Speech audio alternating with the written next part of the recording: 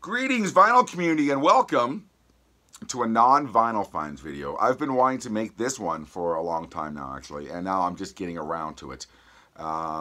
This is, if you can't read the description there, or the title, this is 12 albums I feel need, or desperately need, reissuing on vinyl, and quite possibly their first issue on vinyl.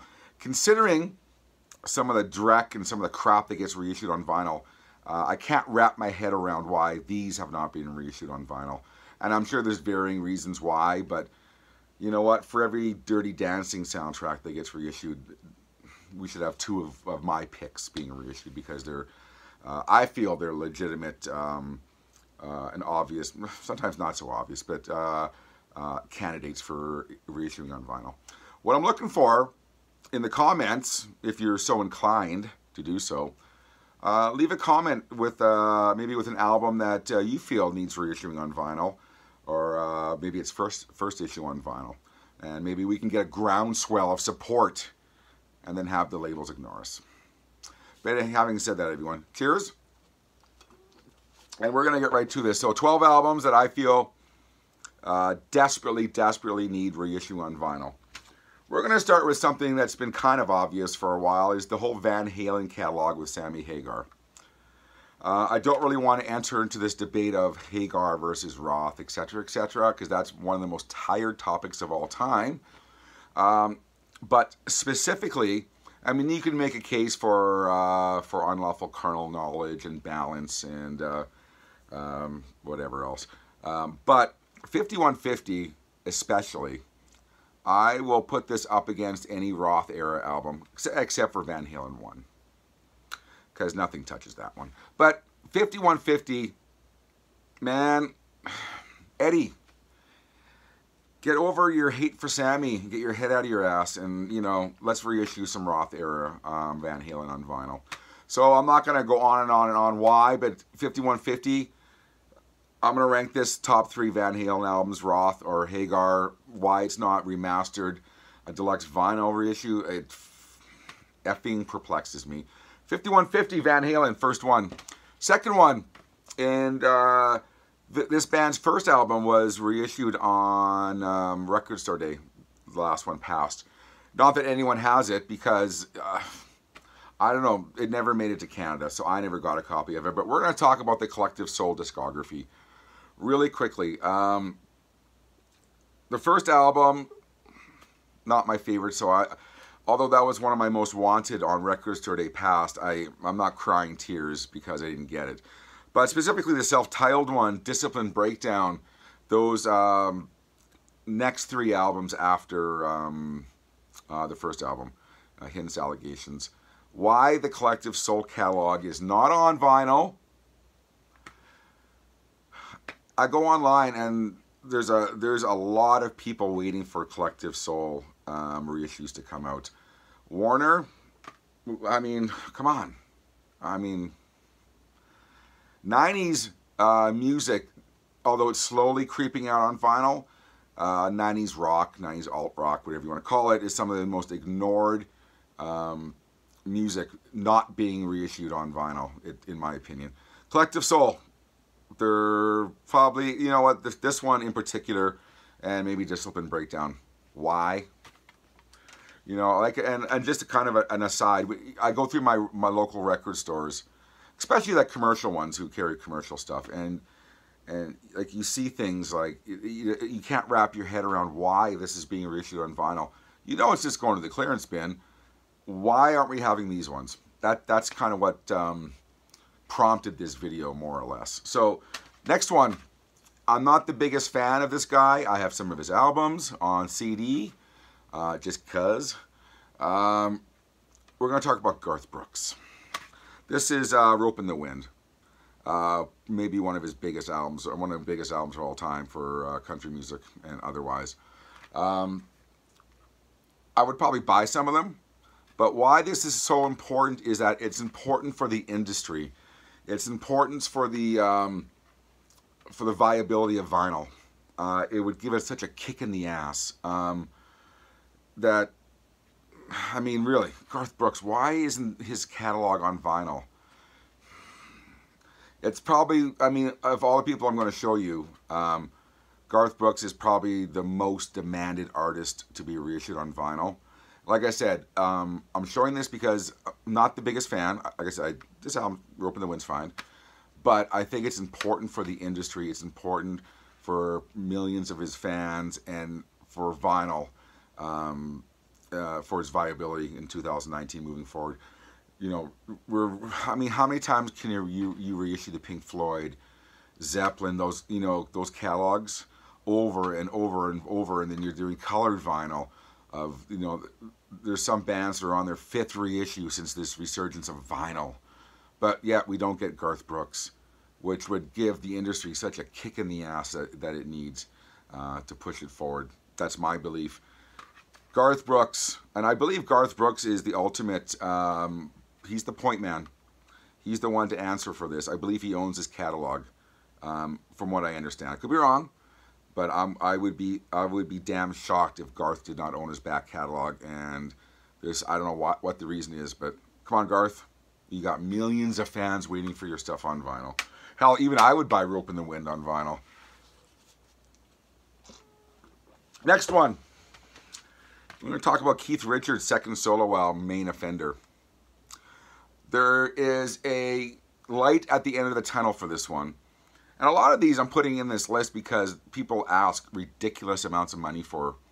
And I think once it gets to that point, I think the record labels need to kind of look, and if people are paying that money for them, they need to, you know, look at reissues. And why I say there's a light at the end of the tunnel, because this one goes for a lot of money. And the light at the end of the tunnel is finally Talk Is Cheap. The album preceding this one is being reissued on vinyl finally. It's there's a standard vinyl reissue, and then there's some obscenely priced box set. But I have Talk Is Cheap on vinyl. But Main Offender, I'm hoping that Talk Is Cheap does well enough where it'll warrant this one. This one is just, I believe, just as good as Talk Is Cheap, which is a very, very, I mean, that album and Main Offender are better than any Stones album that came out in the past 15 years, 20 years, in my opinion. Although I think Voodoo Lounge was okay. But, man, Wicked as It Seems, one of his best solo songs ever. Keith Richards, Main Offender, you need to come out on vinyl. We're going to talk quickly about Megadeth. Megadeth, and there's one other band coming up that suffer from the same fate. The record label seems to reissue over and over again a certain period of a band's catalog, and then the latter period or some kind of middle period, for whatever reason, gets ignored. That's the case with Megadeth. Megadeth's first album up into, let's say, Euthanasia, have been reissued multiple times in the last, let's say, 10 years. They've gone from vinyl to picture discs, colored vinyl. But not that, well, I mean, Cryptic Writings is a damn fine album. But then you get Risk, and then you get those albums after, and I'm sure fans would buy them, or completists would buy them, but Cryptic Writings, I think, has the same appeal as Euthanasia. Maybe not as in demand as Peace Sells, you know, stuff like that. Anyways, I'm rambling. But for some reason, whoever owns the Megadeth catalog, it was Capitol Records, I'm not sure. Who knows who owns these labels anymore? They've stopped at Euthanasia, and they don't seem to want to proceed any further than that with reissues. But Cryptic Writings is a damn fine album, in my opinion.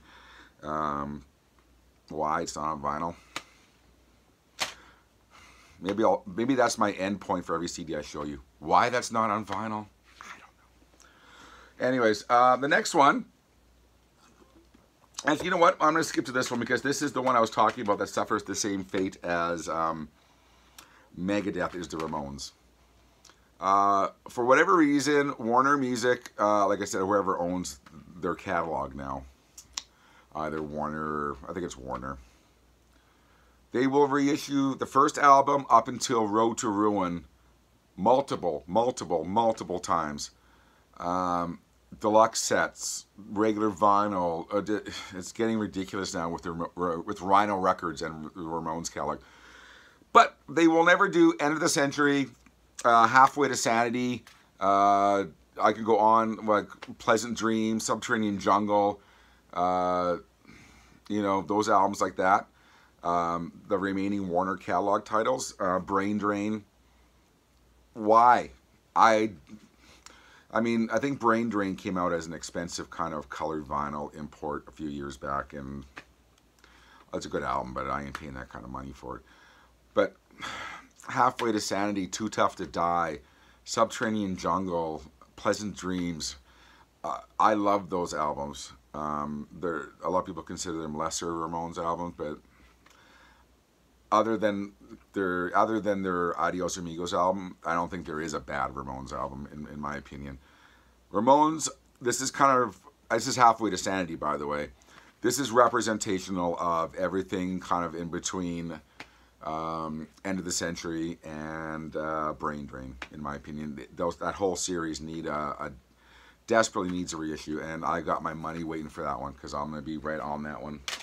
Next one is kind of, I got some oddball choices coming up because these are personal favorites of mine, and I think they're viable titles to warrant reissues. We're going to talk about Red Cross. This is Phase Shifter. The previous Red Cross albums to this one have been reissued.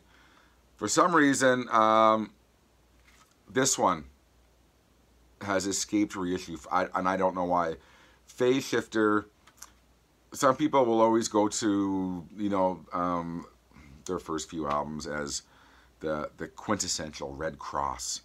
I will make a case for this one, Phase Shifter. I think this is actually better, in my opinion, than the albums that preceded this one, or the ones that came after this, my opinion. But Visionary, Jimmy's Fantasy leading the front row. I mean, it's just, I saw this tour. They played our university campus here with a band called the Doughboys, Montreal band, and it was one of the best shows I've ever seen at a place called, I believe, the Dinwiddie Lounge in my city in Edmonton, Alberta, Canada. Red Cross, Phase Shifter. If you don't know this album, have a listen to those songs I mentioned, Jimmy's Fantasy, Lady in the Front Row, Visionary, and you'll get an idea of just, I mean, great album this is. Red Cross, Phase Shifter. An album I'm hoping some of you have heard of.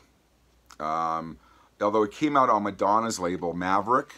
A lot of people do know about this album, but I don't know if a lot of people know how great this album is. It's a band called the Neurotic Outsiders. Currently, there's a bootleg of this on vinyl floating around somewhere, but I can never find a copy of it because I would snap that up more than anything else. If you don't know Neurotic Outsiders, this came out, I'm trying to remember the year now, and my eyes are too bad to read it. It's early 90s, early mid-90s. What Neurotic Outsiders is, if you don't know, if you know, okay, just hang tight. Steve Jones from the Sex Pistols on guitar. Duff McKagan from Steve Jones from the Sex Pistols. I'm not sure if I said Guns N' Roses. This is one take today. One take. Steve Jones from the Sex Pistols on guitar. Duff McKagan from Guns N' Roses on guitar. Matt Sorum from Guns N' Roses on drums. John Taylor from Duran Duran on bass. How is that for like a mishmash? And John Taylor from Duran Duran, as odd of a choice as that seems, he fits in seamlessly.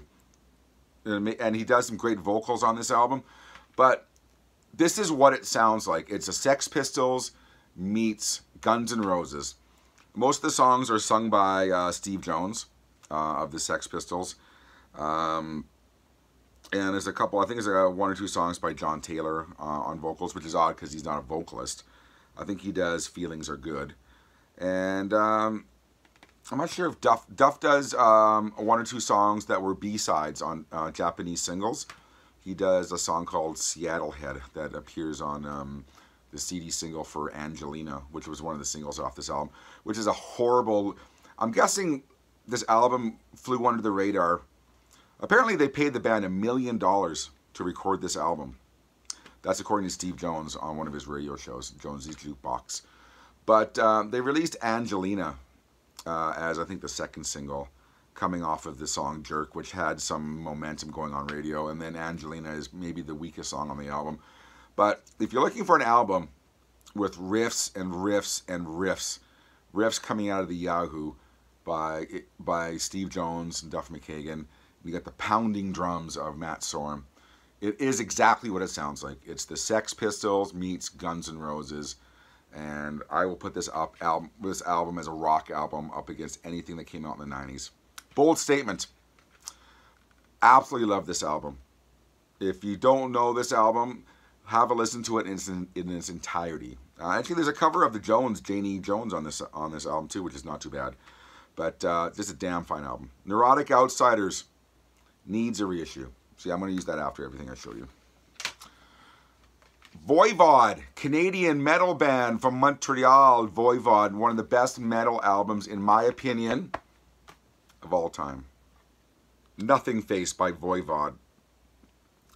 Voivod is typical of a lot of the bands I'm going to show you, where all their other albums have been reissued because they're on different labels.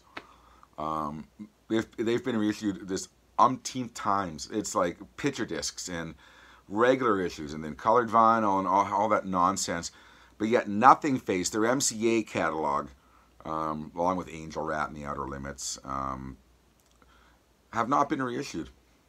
And I don't know who owns the catalog. You see, these things get a little bit murky now, who owns the catalog for a lot of these albums. But Nothing Face is widely considered to be one of the best metal albums of its time.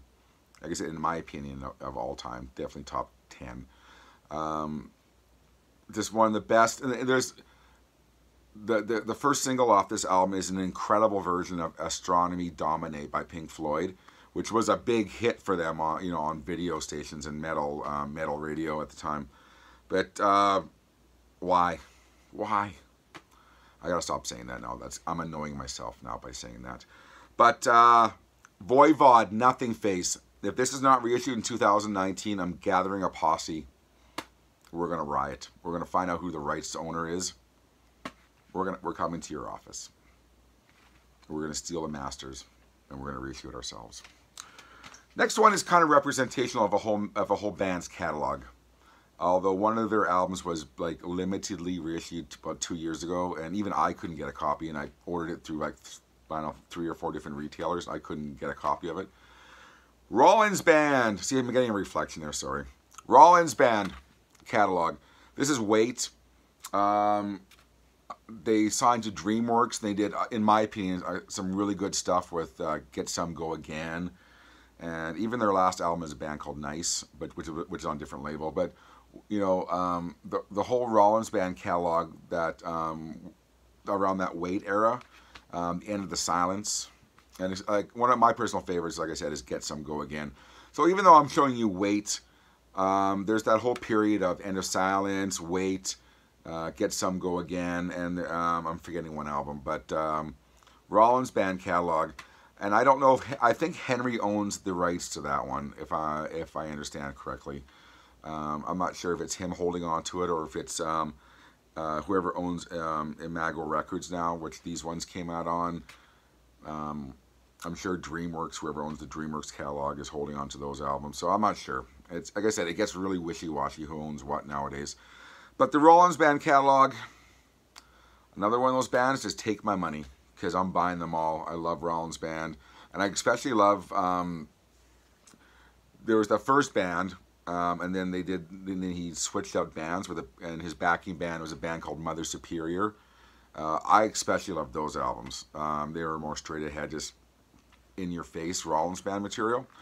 Rollins Band. I think we're coming up to 2 more. KLF. We're talking about Chill Out. We're talking about The White Room. This one goes for obscene amounts of money, and I know there's a bootleg available for this one. It's a pretty widely available bootleg, so if I go to Europe this summer, I'm picking up a bootleg for this one, because this is the best electronic ambient album of the 80s and 90s, 2000s. There's no doubt about it. Chill Out. But The White Room, for such a huge album, it boggles my mind. I've said that before and I'll say it again for some of these bands, why this is not available on vinyl. What did it have, 3 or 4 major hits on it?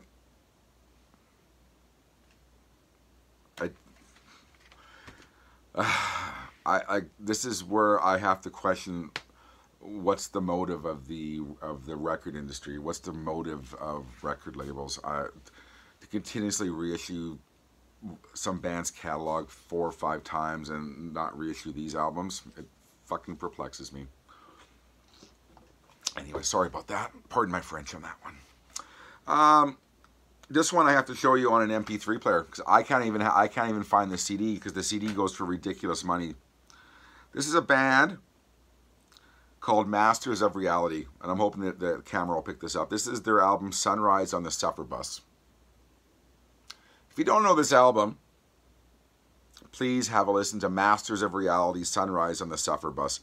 I can't even find a CD copy of it, let alone a vinyl copy of it. This album in particular has Ginger Baker. And yes, this is a Microsoft Zune, by the way. Want to make fun of me? I own 7 of them. True story. It's better than iPods. That's beside the point. Masters of Reality, Sunrise on the Suffer Bus. Let's get that up again. If you want to sample them, go online and listen to the song She Got Me When She Got Her Red Dress On. She Got Me When She Got Her Red Dress On. One of the best rock albums of the 90s. And that's kind of a lot of people at the time said that, and I agree with it, and I still agree with it. Masters of Reality, one of those bands that I can't figure out why, and even their Deaf American album, which I think might have got a reissue. I think it did, actually. But Sunrise and the Suffer Bus. An amazing album. Like I said, and you get Ginger Baker on that album just pounding it out, and then he quit after that album because, you know, he makes great decisions in life. Ginger Baker. Anyways, last one, you know what? I forgot to pull it, but since I'm wearing the t-shirt, one for Canadians. The Headstones catalog, the first 2 albums, Pictures of Health and Nickels for Your Nightmares. I think I fucked up that title. But Pictures of Health, the first Headstones album. I have a glimmer of hope since the Tea Party's catalog has been reissued on vinyl that maybe they'll get around to the Headstones catalog. But the Headstones, massively, massively huge in Western Canada and Canada in general. I highly recommend their album, Pictures of Health, if you don't know. If you want an in-your-face rock album, one of the best, Headstones, Pictures of Health. Anyways, I think that's been 12. It's 13 if you count the t-shirt, but we're going to go with 12 on that one. 12 albums that I think that desperately need reissuing in 2019. Please feel free to leave a comment with anything you feel might tickle your fancy for something that needs a reissuing, because I know there's lots I forgot. These were just the first 12 that came to my mind. I'm going to end it right here. Thanks for watching, everyone. I really appreciate it. I really enjoy making these non-vinyl fun videos. I have other things to talk about, but you know, maybe I'll start doing more of these videos in 2019. Who knows? This has been David Michael, a.k.a. Nazz Nomad. Thank you very much for watching again. We'll see you next time.